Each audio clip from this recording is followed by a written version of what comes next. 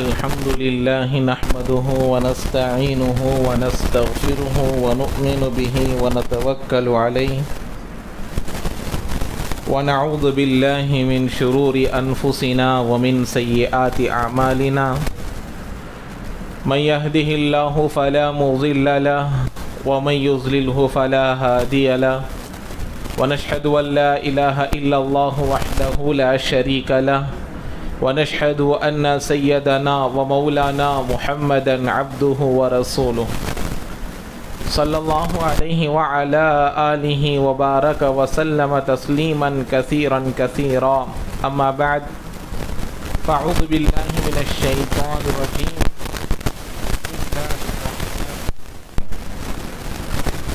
وذكر فإن الذكرى تنفع المؤمنين صدق الله العظيم.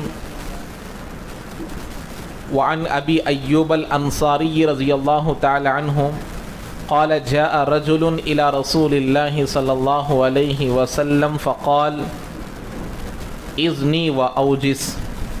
قال رسول الله صلى الله عليه وسلم إذا قمت للصلاة فصلي كصلاة مودع لا تكلم تعتذر منه غدا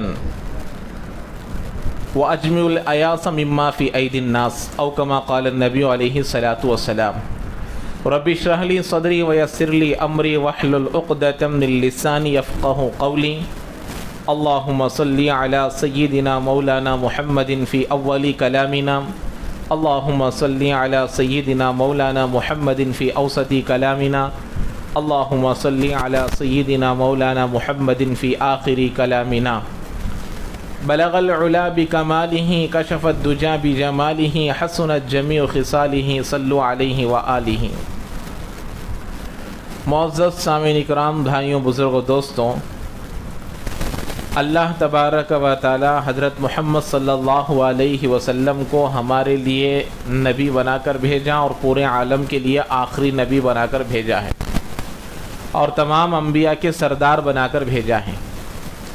اللہ کے نبی علیہ السلام کی ایک ایک بات بھی مومن کے لیے چراغ کی طرح ہے، اور ایک بات پر بھی اگر عمل کر لے گا تو اس کی دنیا بھی سنور جائے گی اور آخرت بھی سنور جائے گی. اسی لیے میرے اور آپ کے آقا جناب محمد رسول اللہ صلی اللہ علیہ وسلم کے کلام کو جوامع الکلم کہتے ہیں.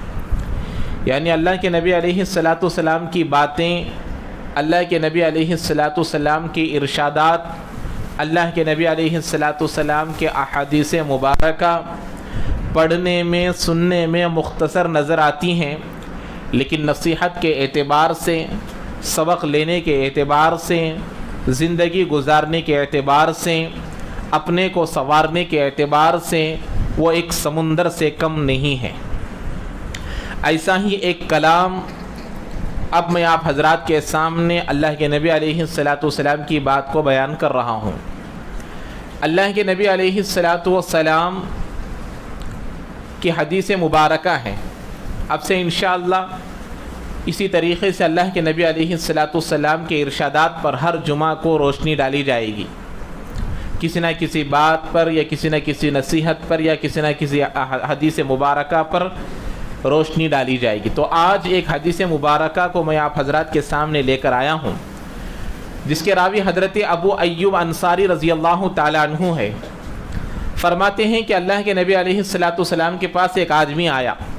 اللہ کے نبی بیٹھے ہوئے تھے تو اس نے پوچھا، اللہ کے نبی عظنی، اے اللہ کے نبی آپ مجھے نصیحت کیجئے. اس کے بعد دوسرا جملہ اس نے کہا، اللہ کے نبی مجھے مختصر نصیحت کیجئے. وَأَوْجِسْ، اذنی و اوجس، نصیحت کیجئے اور مختصر نصیحت کیجئے. تو اس کے بعد اللہ کے نبی علیہ السلام نے فرمایا، اللہ کے نبی کے صفات میں سے ایک صفت ہے مذکر، نصیحت کرنے والا.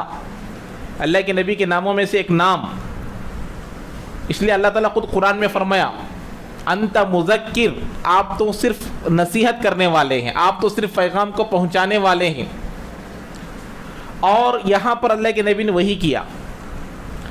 جب اس نے سامنے والا بھی پوچھا کہ مختصر بیان کیجئے، مختصر نصیحت کیجئے، تو اللہ کے نبی نے بھی مختصر بات میں پورے سمندر کو لے کر آ گئے، جس میں اس کی پوری زندگی بن جائے گی. دنیا بھی اور آخرت بھی بن جائے گی۔ صرف 3 باتیں اللہ کے نبی علیہ الصلوۃ والسلام نے فرمائی۔ پہلی بات جو اللہ کے نبی علیہ الصلوۃ والسلام نے فرمایا، اذا قمت للصلاة فصل صلاة مودع۔ اللہ کے نبی نے فرمایا جب تم نماز پڑھو، نماز پڑھنے کا ارادہ کرو تو ایسی نماز پڑھو جیسے رخصت کرنے والا نماز پڑھتا ہے۔ رخصت کرنے والا سے مراد یہاں ہم کو یہ سمجھنا ہے کہ میری زندگی کی آخری نماز سمجھ کر نماز پڑھو۔ یہ اللہ کے نبی کی نصیحت ہے کہ جب تم نماز پڑھو تو آخری نماز سمجھ کر نماز پڑھو۔ اسی لیے ایک مرتبہ سلیمان، ایک بڑا بادشاہ گزرا ہے، سلیمان بن مالک بن سلیمان شاید، تو وہ ایک بہت بڑا بادشاہ تھا۔ وہ ابن حازم رحمۃ اللہ علیہ کے پاس آیا اور آ کر پوچھنے لگا کہ دیکھو بندہ دنیاوی زندگی کو پسند کرتا ہے، موت کے بعد کی زندگی کو پسند نہیں کرتا، اس کی کیا وجہ ہے؟ تو حضرت نے فرمایا کہ دیکھو بندہ جہاں سہولتیں ہوں گی اس کو پسند کرتا ہے، جہاں سہولتیں نہیں ہوں گی اس کو پسند نہیں کرتا۔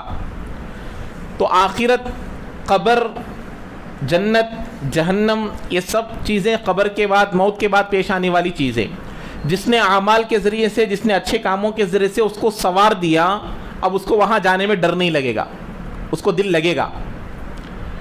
اور جس نے اس گھر کو سنوارا نہیں، جس نے اس گھر کو بنایا نہیں، جس نے اس گھر کو اچھا بنایا نہیں، جانے کے لیے ڈر لگے گا۔ جیسے ہم اپنے گھر کو ڈیکور کرتے ہیں، ہم اپنے گھر کو سنوارتے ہیں، ہم اپنے گھر کو اچھا بناتے ہیں۔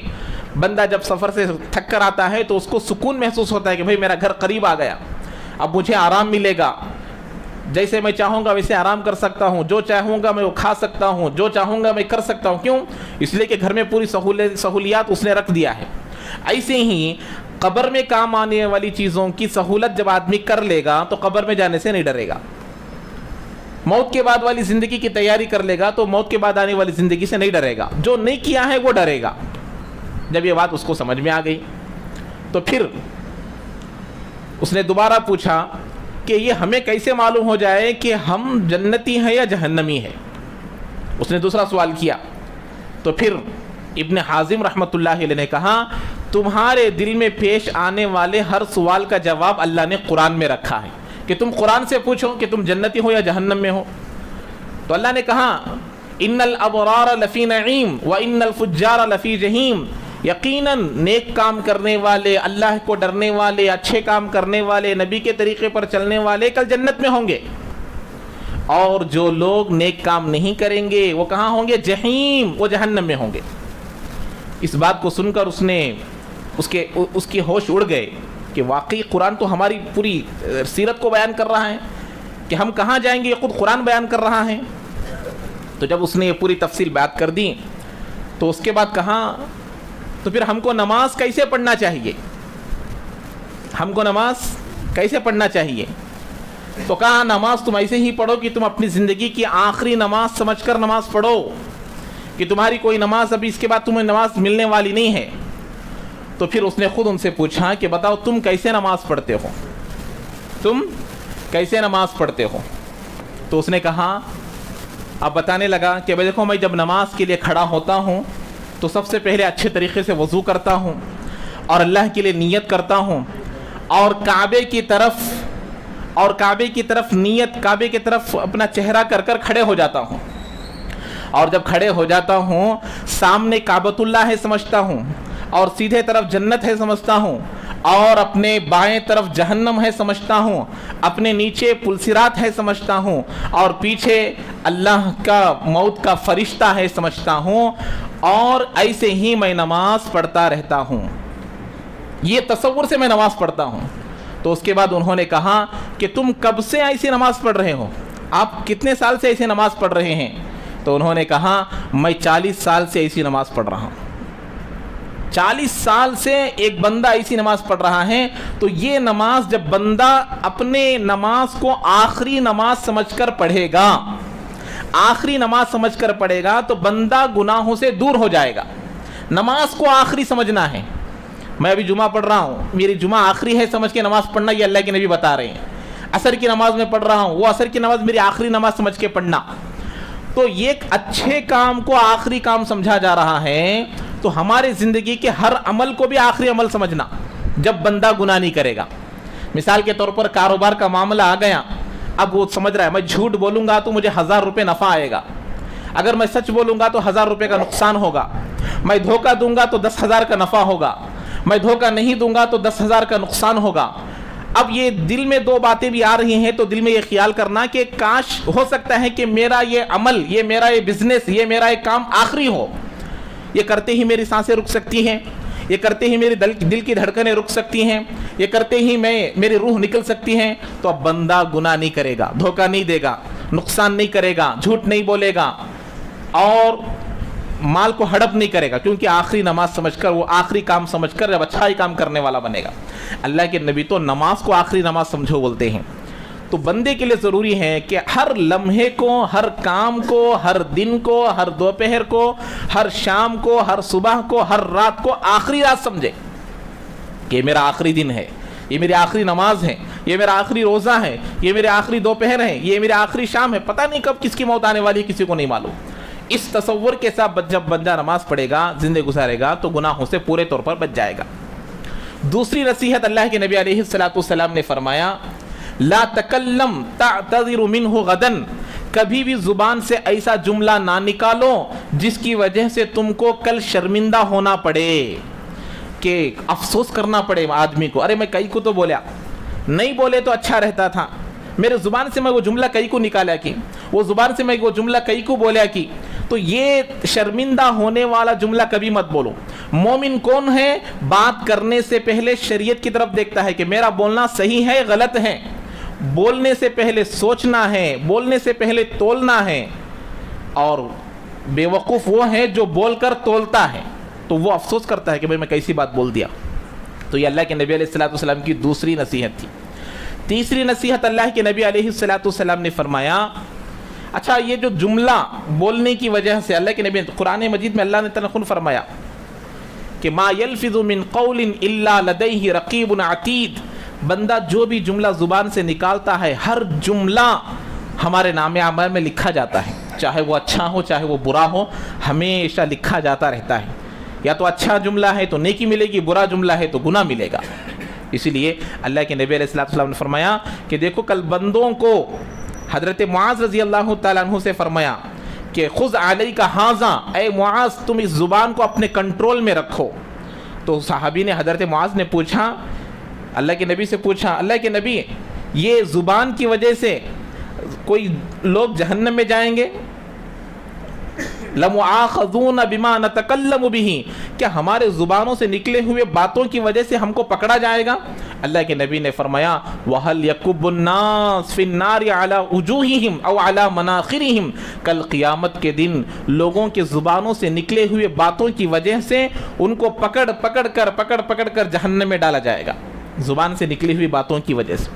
اسی لیے اپنی زبان کو، اپنی باتوں کو کنٹرول میں رکھنا چاہیے. جو باتیں بولنا ہے انہی باتوں کو بولنا ہے، اور جو نہیں بولنا ہے ان باتوں سے اپنے آپ کو اجتناب کرنا ہے.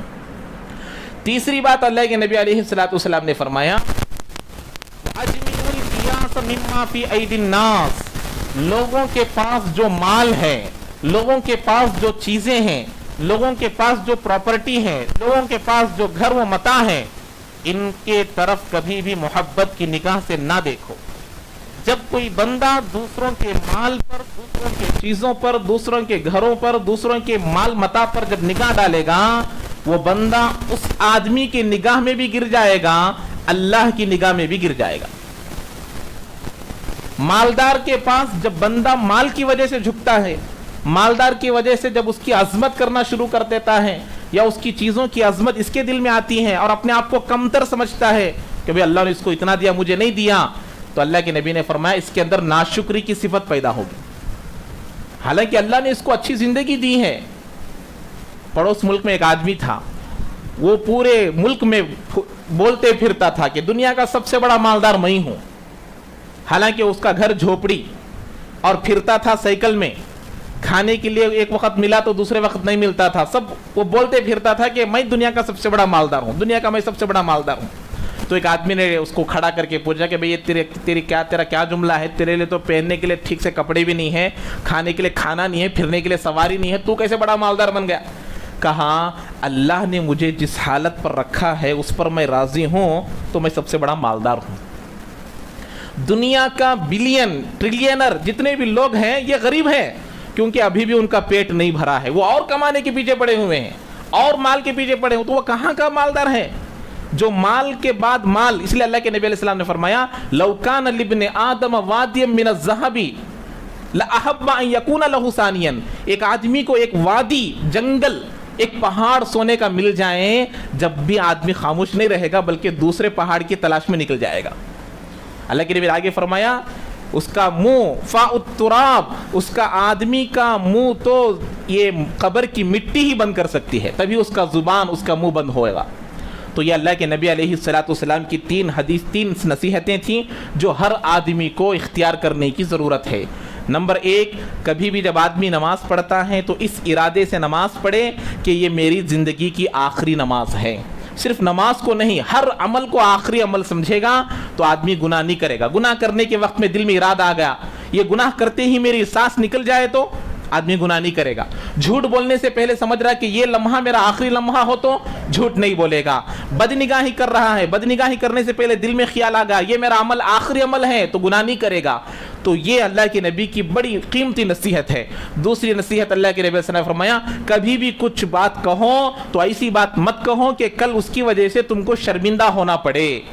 اور تیسری بات اللہ کے نبی علیہ السلام نے فرمایا لوگوں کے پاس جو مال ہے، جو متاع ہے، جو چیزیں ہیں، جو گھر ہے، جو سونا ہے، جو چاندی ہے، ان تمام چیزوں کی طرف محبت کی نگاہ سے نہ دیکھو، اللہ سے مانگو۔ ان کو جس اللہ نے دیا ہے اس اللہ سے مانگو کہ اے اللہ جن لوگوں کو تو نے یہ چیزیں دیا ہے مجھے بھی تو ہی دینے والا ہے۔ اللہ سے مانگو، اللہ دینے والا ہے۔